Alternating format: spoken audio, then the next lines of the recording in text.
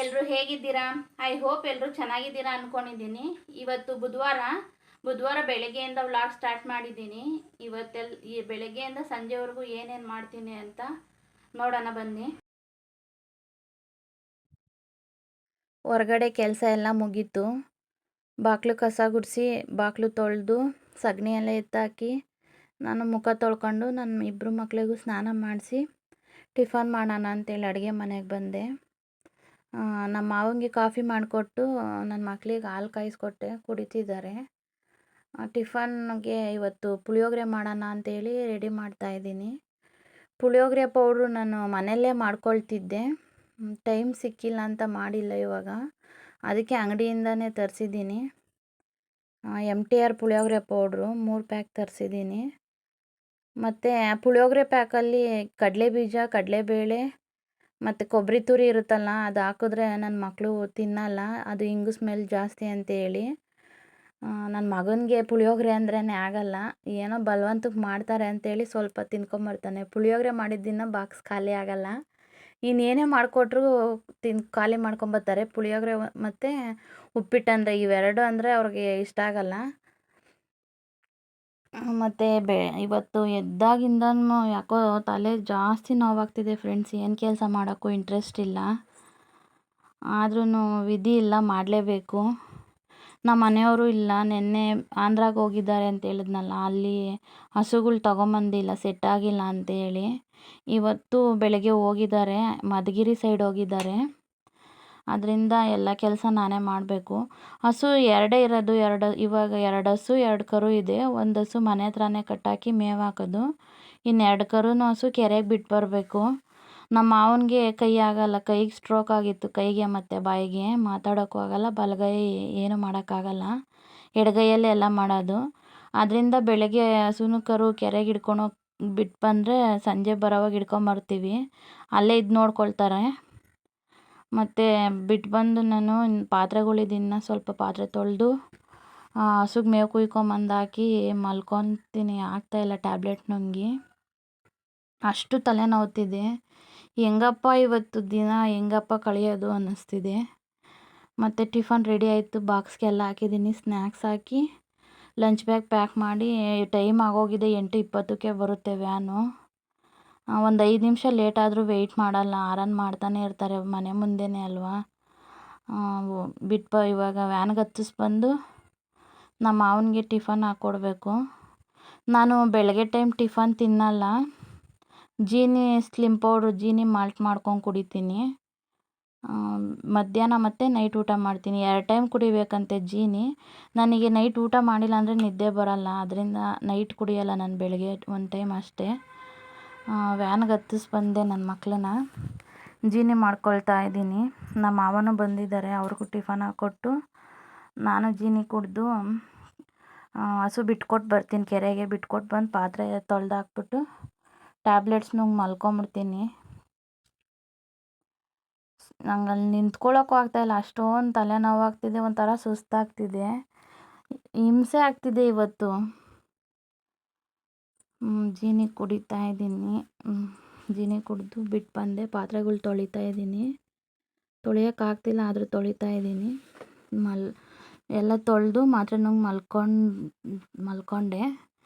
ಮತ್ತು ಆ ಟೈಮ್ ಮಲ್ಕೊಂಡು ಎದ್ದು ನೋಡ್ತೀನಿ 3 ಗಂಟೆ ಆಗಿದೆ. 11 ಗಂಟೆಗೆ ಮಲ್ಕೊಂಡಿದ್ದು. ನನ್ನ ಮಕ್ಕಳು ಬಂದು ಅವ್ರ ಪಾಡಿಗೆ ಅವ್ರು ಆಟ ಆಡ್ತಾಯಿದ್ರು, ನನ್ನನ್ನು ಎಬ್ಬರಿಸಿಲ್ಲ. ಮತ್ತು 3 ಗಂಟೆ ಆಗೋಗಿತ್ತು. ಎದ್ದು ಸ್ವಲ್ಪ ಊಟ ಮಾಡಿ ಮಕ್ಕಳ ಜೊತೆ ಮಾತಾಡ್ಕೊಂಡು ಟೈಮ್ ಹೋಗಿದ್ದೆ ಗೊತ್ತಾಗಿಲ್ಲ. 4 ಗಂಟೆಗೆ ಹೋಗಿ ನನ್ನ ಮಕ್ಕಳೇ ಹಿಡ್ಕೊಂಬಂದ್ರು ಹಸುಗಳು ಹಿಡ್ಕೊಂಬಂದು ಕಟ್ಟಾಕಿದ್ರು. ಬೂಸ ಇಕ್ಕಿ ಹಾಲು ಕರಿತಾ ಇದ್ದೀನಿ. ಹಾಲು ಕರಿಯೋದೇನು ಅಷ್ಟೊಂದು ಕಷ್ಟ ಏನಲ್ಲ, ಹಾಲು ಕರೆದಿರೋದನ್ನ ತಗೊಂಡೋಗಿ ಡೈರಿಗೆ ಹಾಕ್ಬರೋದೇ ಕಷ್ಟ, ಇಲ್ಲಿಂದ ಎತ್ಕೊಂಡು ಹೋಗೋದೇ ಕಷ್ಟ.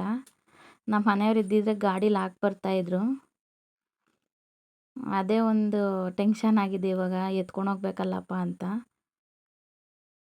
ಒಂದು ಹಸುನಲ್ಲಿ ಕರೆದಿದ್ದೈತೆ, ಇವಾಗ ಇನ್ನೊಂದು ಹಸುನಲ್ಲಿ ಕರಿಬೇಕು. ನನ್ನ ಮಗ ಪಪ್ಪ ಬಂತು ಮಮ್ಮಿ ಹಸು ತಗೊಂಬಂದೈತೆ ಅಂತ ಹೇಳ್ತಾವನೆ ಖುಷಿಯಾಗಿ ಓಡ್ಬಂದು. ಮತ್ತು ಈ ಹಸುನಲ್ಲಿ ಹಾಲು ಕರಿಯೋಕ್ಕೆ ಭಯ ಆಗುತ್ತೆ ಫ್ರೆಂಡ್ಸ್. ಇದು ಹೆಣ್ಮಕ್ಳು ಕರೆದು ರೂಢಿ ಇಲ್ಲ ಈ ಹಸುಗೆ. ನಮ್ಮ ಮನೆಯವರೇ ಕರೆಯೋದು, ಗಂಡಸ್ರು ಕರೆದು ರೂಢಿಯಾಗಿರೋದು. ಅದಕ್ಕೆ ಒಂದ್ಸಲ ಒದ್ದಿತ್ತು ಸರಿಯಾಗಿ ಮೂತಿ ಎಲ್ಲನೂ ಊದ್ಕೊಳ್ಳೋ ಥರ. ಅದಕ್ಕೆ ಇದ್ರಲ್ಲಿ ಹಾಲು ಕರಿಯೋಕ್ಕೆ ಭಯ ಆಗುತ್ತೆ. ದೂರ ಕುತ್ಕೊಂಡು ಕರಿತಾ ಇದ್ದೀನಿ ಧೈರ್ಯ ಮಾಡಿ. ಟೈಮ್ ಆಗಿದೆ, ಇನ್ನು ನಮ್ಮ ಮನೆಯವ್ರು ಬರೋವರೆಗೂ ವೆಯ್ಟ್ ಮಾಡೋಕ್ಕಾಗಲ್ಲ ಅಂತೇಳಿ. ನನ್ನ ಮಕ್ಕಳು ರೋಡಲ್ಲಿ ಕಾಯ್ತಾವ್ರೆ ನಮ್ಮ ಪಪ್ಪ ಬಂತು ಅಂತೇಳಿ. ಅವ್ರ ಜೊತೆಗೆ ಈ ಮಲ್ಟಿನೂ ಆಟ ಆಡ್ತಿದ್ದಾಳೆ.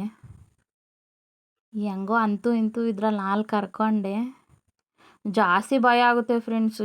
ಒದಿತಾನೆ, ಕಾಲು ಎತ್ತುತ್ತಾನೆ ಇರ್ತೈತಿ. ಪರವಾಗಿಲ್ಲ, ದೂರ ಕುತ್ಕೊಂಡಿದ್ದೀನಿ, ಸೈಲೆಂಟಾಗಿ ನಿಂತದೆ.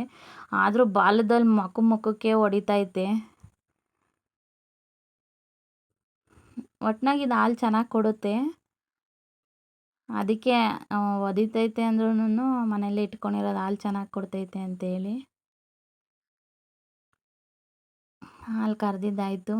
ನಮ್ಮ ಮನೆಯವರು ಬಂದ್ರಂತೆ. ಹೆಂಗೋ ಹಾಕಿ ಬರ್ತಾರೆ, ಅದೊಂದು ಟೆನ್ಷನ್ ರಿಲೀಫ್ ಆಯಿತು ಹಾಲು ಹಾಕಿ ಬರೋಕ್ಕೆ. ದೂರ ಇದೆ, ಎತ್ಕೊಂಡು ಹೋಗೋದೇ ಕಷ್ಟ ಹಾಲು ಹಾಕಿ ಬರೋಕ್ಕೆ. 2 ಹಸು ತೊಗೊಂಬಂದಿದ್ದಾರೆ, ಚೆನ್ನಾಗಿದ್ದಾವೆ. ಎಚ್-ಎಫ್ ಹಸುಗಳು. ಈ ಥರ ಹಸು ಆದರೆ ನಮ್ಮ ಮನೆ ಹತ್ರ ಒಂದು ಅರ್ಧ ಗಂಟೆನೂ ಇರಲ್ಲ, ಮಾರಾಕ್ತೀವಿ. ಈ ಥರ ಆದರೆ ಬೇಗ ಕೊಂಡ್ಕೊಂಡು ಹೋಗ್ತಾರೆ. ಜಾಸ್ತಿ ಎಚ್-ಎಫ್ ಹಸು ದೊಡ್ಡ ಅಮೌಂಟಲ್ಲೇ ತಗೊಂಬರೋದು. ಇವು ಇನ್ನೂ ಹಲ್ಲು ಹಾಕಿಲ್ವಂತೆ ಫ್ರೆಂಡ್ಸ್, ಇನ್ನೂ ಚಿಕ್ಕ ವಯಸ್ಸು ಇವಕ್ಕೆ. ಹಂಗಾಗಿ ದುಡ್ಡು ಜಾಸ್ತಿ ಇವು. 2 ಹಲ್ಲು, 4 ಹಲ್ಲು, 6 ಹಲ್ಲು ಅಂತ ಹೇಳ್ತಾರೆ. ಅದ್ರ ಬಗ್ಗೆ ಅಷ್ಟೊಂದು ಗೊತ್ತಿಲ್ಲ ನನಗೆ. ಇದೇ ಟೆಂಪೋದಲ್ಲಿ ಹಾಕೊಂಬಂದಿರೋದಕ್ಕೆ ಅವ್ರಿಗೆ ಬಾಡಿಗೆ ಕೊಡ್ತಿದ್ದಾರೆ ನಮ್ಮ ಮನೆಯವರು. ಇವಾಗ ಅವ್ರಿಗೆ ಕಾಫಿ ಮಾಡಿಕೊಡ್ಬೇಕು, ಸಂಜೆಗೆ ಅಡುಗೆ ಮಾಡಬೇಕು. ಮಧ್ಯಾಹ್ನ ಟೈಮ್ ಅಡುಗೆ ಮಾಡ್ಕೊಳ್ಳಲ್ಲ, ಯಾರೂ ಇರಲ್ಲಲ್ಲ. ಬೆಳಗ್ಗೆ ತಿಂದರೆ ಸಂಜೆನೇ ಅಲ್ವಾ ನಮ್ಮ ಮಾವನು. ನೈಟ್ ಮುದ್ದೆ ಮಾಡಲೇಬೇಕು, ಅಡುಗೆ ಮಾಡಬೇಕು. ಹಾಲು ತೊಗೊಳ್ತಾ ಇದ್ದೀನಿ ಕಾಫಿ ಮಾಡೋಕ್ಕೆ. ನಮ್ಮ ಅಣ್ಣವ್ರು ಇವಾಗ ಹೋಗಿ ಹಾಲು ಹಾಕ್ಬರ್ತಾರೆ. ನೋಡಿ ಫ್ರೆಂಡ್ಸ್, ಇನ್ನೂ ತಗೊಂಬಂದು ಒಂದು 5 ನಿಮಿಷನೂ ಆಗಿಲ್ಲ, ಕಟ್ಟಾಕಿದ್ದಾರೆ. ಆವಾಗಲೇ ಬಂದಿದ್ದಾರೆ ಹಸು ತೊಗೊಳಕ್ಕೆ. ಈ ಥರ ಹಸು ತೊಗೊಂಬಂದರೆ ಒಂದು ಅರ್ಧ ಗಂಟೆನೂ ಇರಲ್ಲ.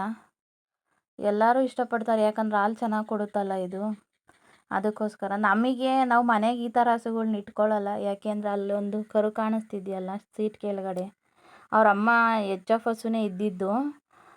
ಅದು ಈ ಕರು ಹಾಕಿದ್ಮೇಲೆ ಒಂದು 3 ದಿನ ಏನೋ ಚೆನ್ನಾಗಿತ್ತು ಅಷ್ಟೇ. ಮಲ್ಕೊಂಡಿತ್ತವೇನೆ, ಚೆನ್ನಾಗಿತ್ತು, ಏನು ಹುಷಾರಿಲ್ಲದೆ ಏನಾಗಿರಲಿಲ್ಲ. ಮಲ್ಕೊಂಡಿತ್ತವೇನೆ ಡೆತ್ ಆಗೋಯ್ತು. ಅವತ್ತಿಂದ ಎಚ್-ಎಫ್ ದೊಡ್ಡ ಅಮೌಂಟ್ದು ಹಸುಗಳು ಮನೆಗೆ ಇಟ್ಕೊಳಲ್ಲ, ಮಾರಕ್ಕೆ ವ್ಯಾಪಾರಕ್ಕಷ್ಟೇ. ಓಕೆ ಫ್ರೆಂಡ್ಸ್, ಈ ವಿಡಿಯೋ ಇಲ್ಲಿಗೆ ಎಂಡ್ ಮಾಡ್ತೀನಿ. ನನ್ನ ವಿಡಿಯೋ ಸ್ವಲ್ಪನಾದರೂ ಇಷ್ಟ ಆಗಿದರೆ ಲೈಕ್ ಮಾಡಿ.